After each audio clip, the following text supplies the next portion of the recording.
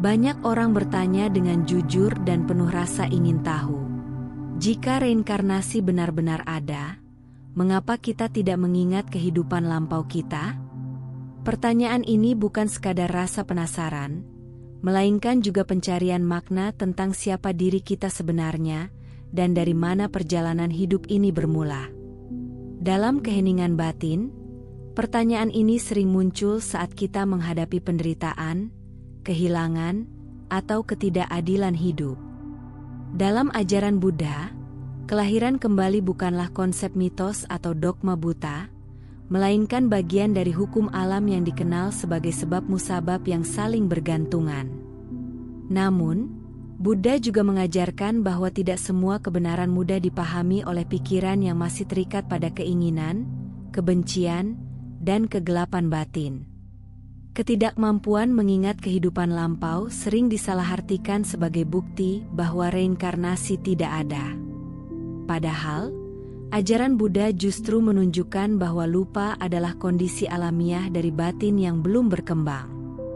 Seperti seseorang yang tertidur lelap, ia tetap hidup, tetapi tidak sadar akan apa yang terjadi di sekitarnya.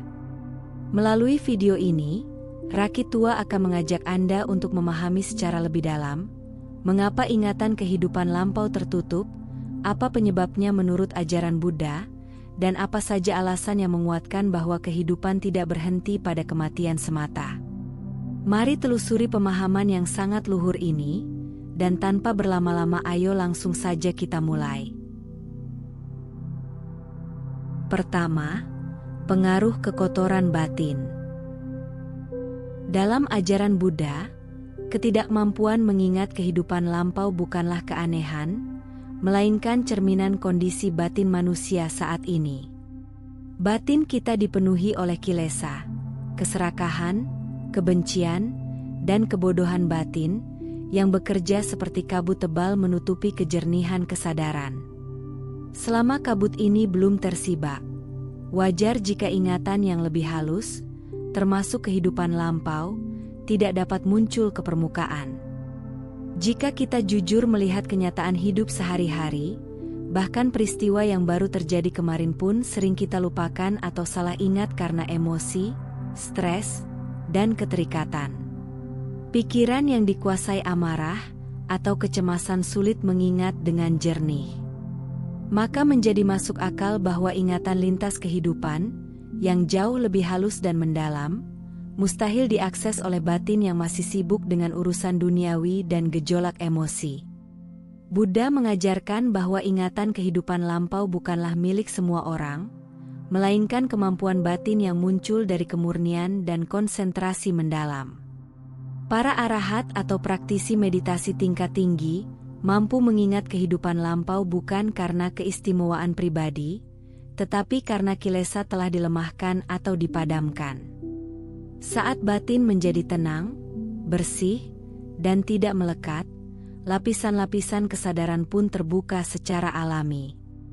Dari sudut pandang ini, lupa terhadap kehidupan lampau bukanlah kesalahan sistem kehidupan, melainkan konsekuensi dari batin yang belum terbebas.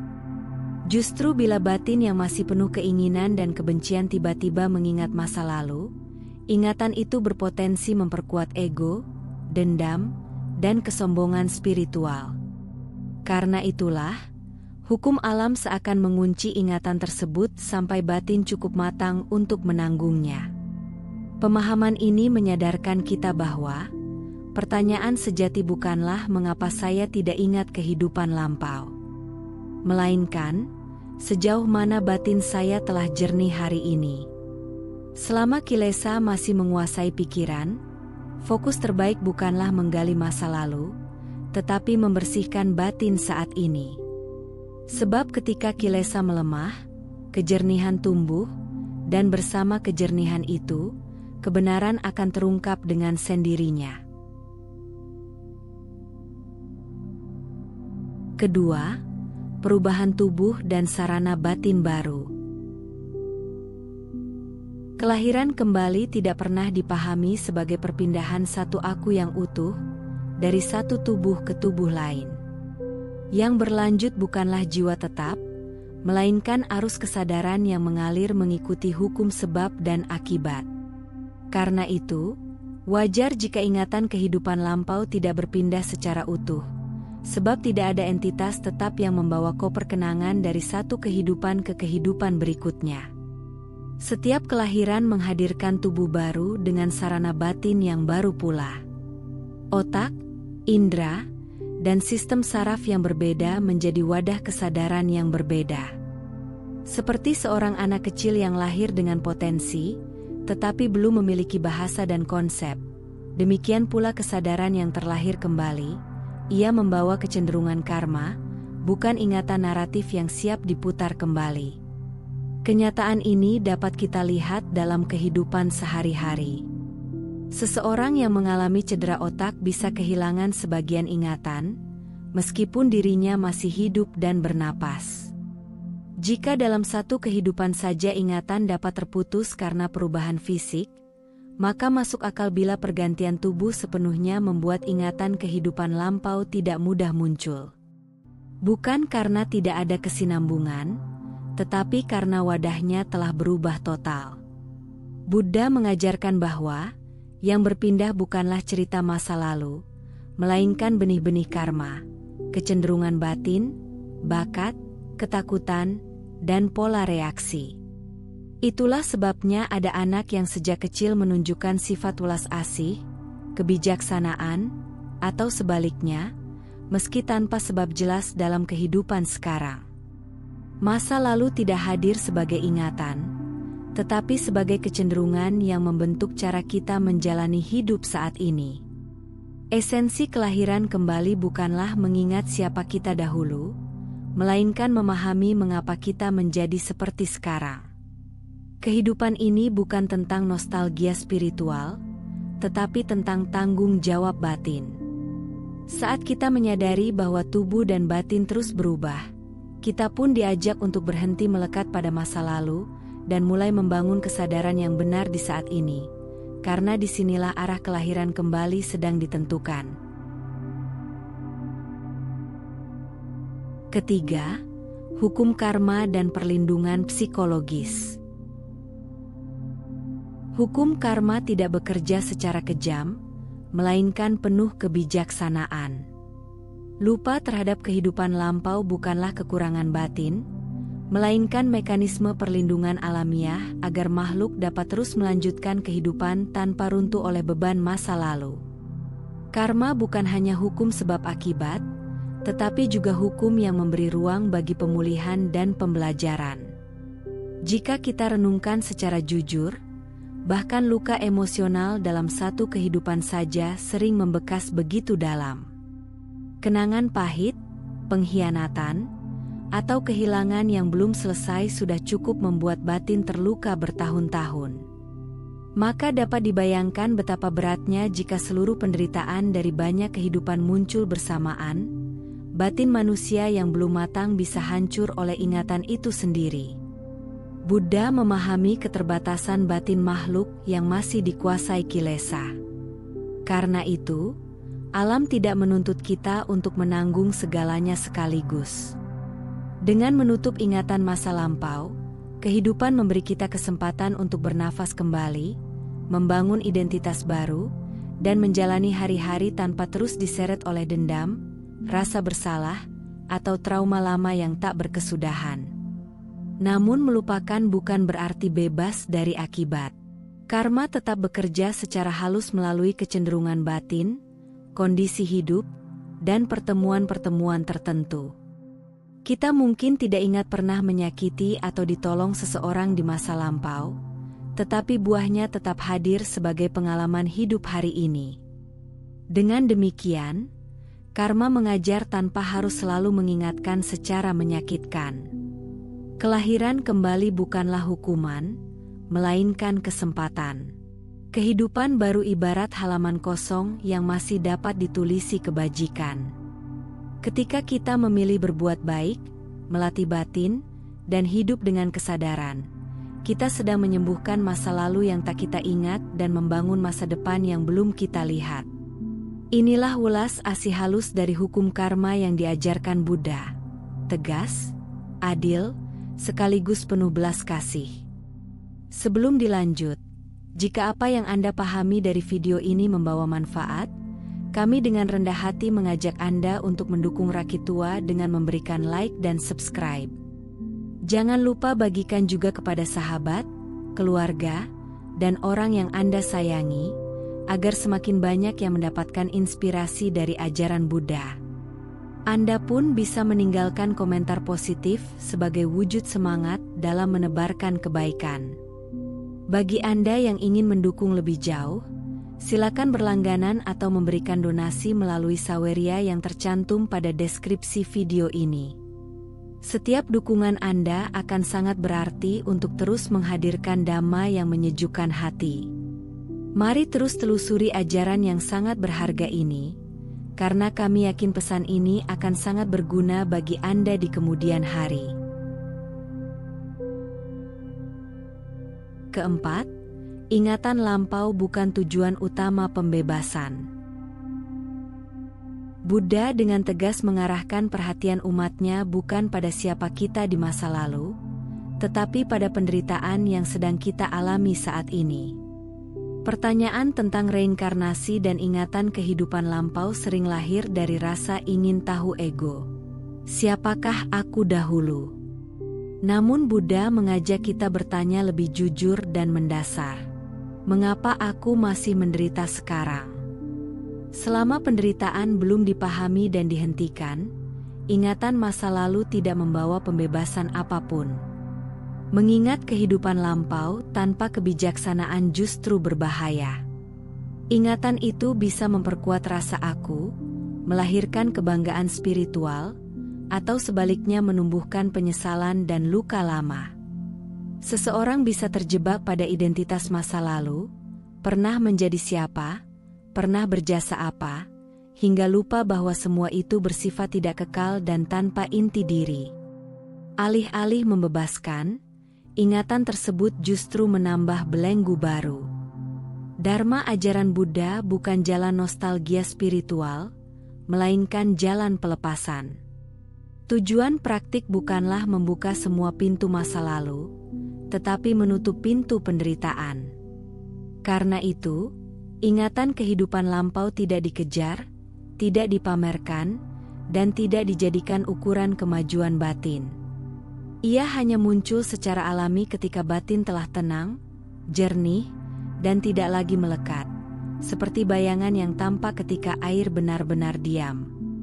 Jika kita perhatikan kehidupan nyata, banyak orang yang terus terjebak oleh masa lalu, luka lama, kegagalan, dan kesalahan yang tidak selesai. Bahkan tanpa mengingat kehidupan lampau pun, masa lalu satu kehidupan saja sudah cukup mengikat batin begitu kuat. Maka Buddha menunjukkan kebijaksanaan mendalam. Pembebasan bukan dicapai dengan mengumpulkan ingatan, tetapi dengan melepaskan keterikatan terhadap semua cerita tentang aku. Maka, yang menjadi fokus di sini adalah bukanlah membuktikan reinkarnasi melalui ingatan, melainkan melampaui lingkaran kelahiran kembali itu sendiri. Ketika batin berhenti melekat, berhenti haus akan identitas, dan berhenti menggenggam masa lalu, saat itulah kebebasan sejati mulai terasa. Maka, bukan ingatan kehidupan lampau yang penting, melainkan kesadaran penuh di saat ini, karena disinilah penderitaan berakhir, dan disinilah pembebasan dimulai.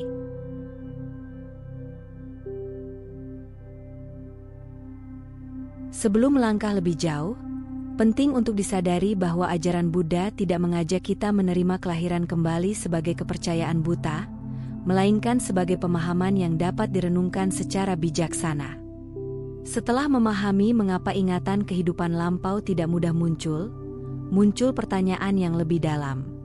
Apakah kehidupan benar-benar berakhir saat kematian? Ataukah ada kesinambungan yang terus berlanjut? Selanjutnya, kita akan menelaah beberapa alasan yang selaras dengan dhamma dan kenyataan hidup, yang menguatkan pemahaman bahwa kehidupan tidak berhenti pada kematian, melainkan berlanjut dalam bentuk kelahiran kembali.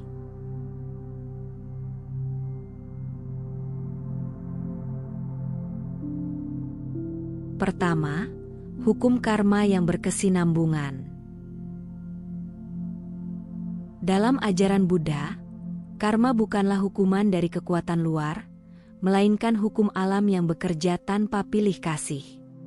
Setiap niat, pikiran, ucapan, dan perbuatan meninggalkan jejak yang akan berbuah ketika kondisi memungkinkan. Namun, tidak semua buah karma matang dalam satu kehidupan.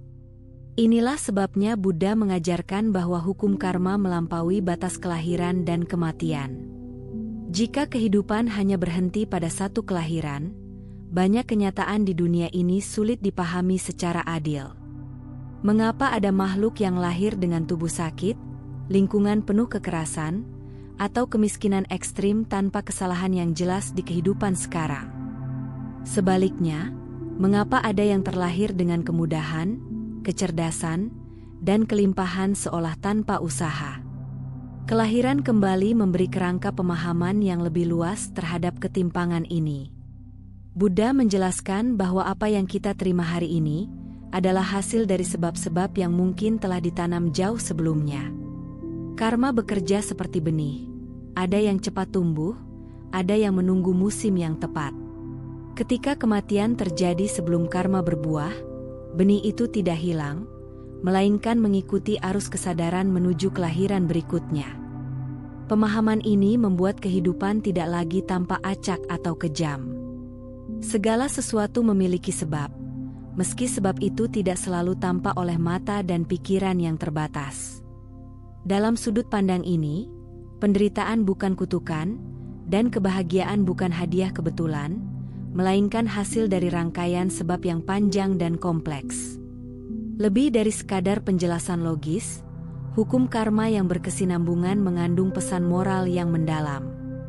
Jika perbuatan kita tidak berhenti berbuah saat kematian, maka setiap tindakan memiliki konsekuensi jangka panjang. Ini menumbuhkan tanggung jawab batin, bahwa hidup hari ini sedang membentuk kehidupan yang akan datang, entah kita sadari atau tidak.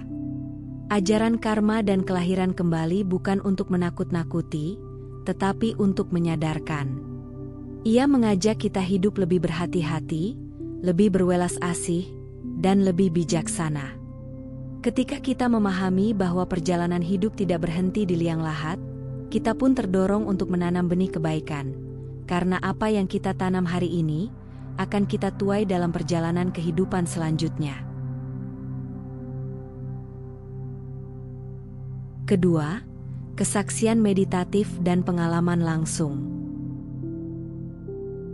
Kebenaran tertinggi tidak diminta untuk dipercaya begitu saja, tetapi untuk dialami secara langsung melalui pengembangan batin.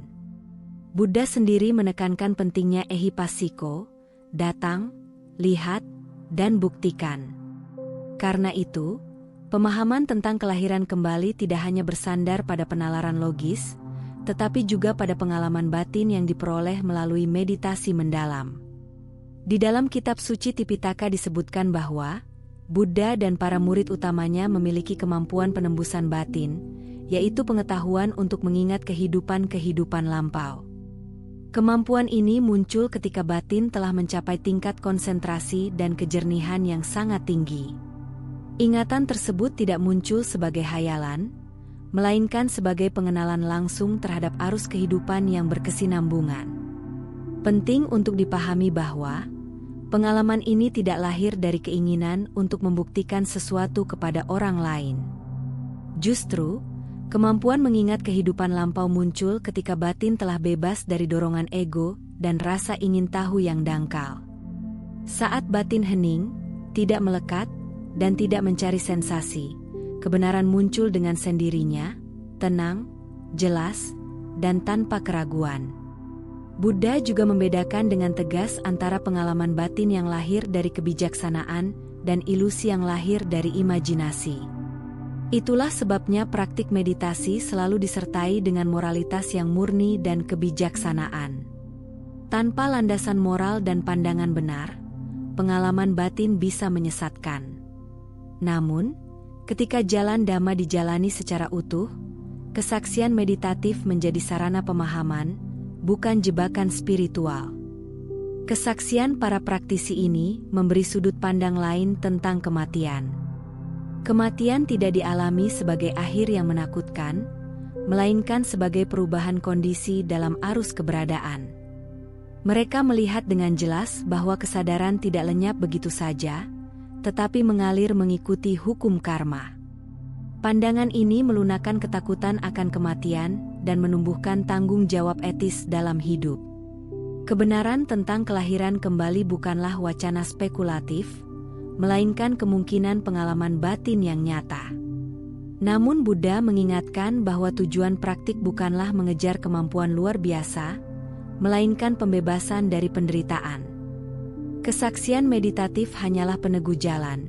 Yang terpenting adalah bagaimana kita membersihkan batin, hidup dengan sadar, dan berjalan perlahan menuju kebijaksanaan sejati.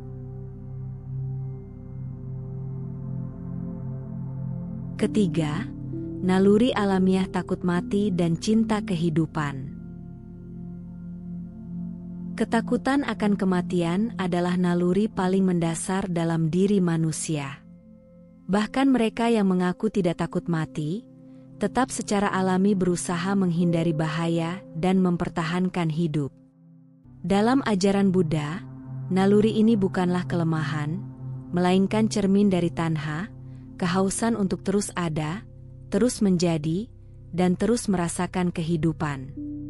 Dari sinilah pertanyaan tentang apa yang terjadi setelah kematian muncul secara alami dalam batin manusia. Di sisi lain, manusia juga memiliki kerinduan yang dalam akan makna yang melampaui usia tubuh. Kita ingin hidup ini berarti, tidak berakhir sia-sia, dan tidak terputus begitu saja oleh kematian.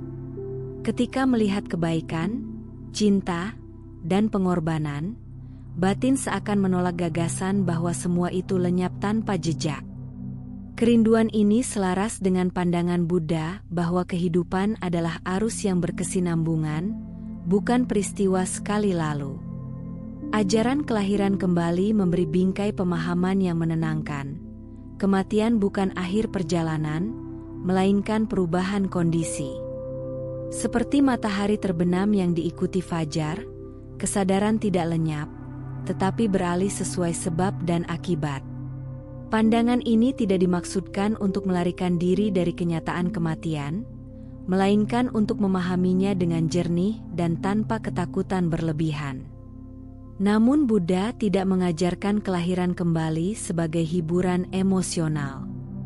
Kesadaran bahwa hidup berlanjut justru membawa tanggung jawab moral yang lebih besar. Jika kehidupan tidak berhenti di sini, maka setiap pilihan batin hari ini, baik atau buruk, sedang membentuk masa depan. Dengan demikian, rasa takut mati berubah menjadi kewaspadaan batin untuk hidup dengan benar. Pemahaman ini juga menumbuhkan sikap welas asih.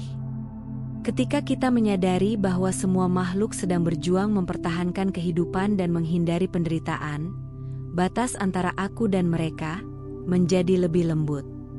Setiap makhluk adalah pengelana dalam arus kelahiran dan kematian yang sama. Dari kesadaran inilah belas kasih sejati lahir, bukan dari teori, tetapi dari empati yang mendalam. Ketakutan akan kematian sesungguhnya dapat menjadi pintu kebijaksanaan. Alih-alih ditekan atau disangkal, ketakutan itu dipahami dan diolah. Dengan memahami kelahiran kembali secara benar, kita tidak hidup dalam ketakutan akan akhir, tetapi dalam kesadaran akan kelanjutan. Dan dari kesadaran inilah, hidup dijalani dengan lebih bermakna, lebih bertanggung jawab, dan lebih penuh cinta. Pertanyaan tentang reinkarnasi sejatinya bukan tentang masa lalu, melainkan tentang bagaimana kita hidup saat ini. Ajaran Buddha mengajak kita untuk tidak terjebak pada rasa ingin tahu yang spekulatif, tetapi fokus pada pembebasan dari penderitaan yang nyata di hadapan kita.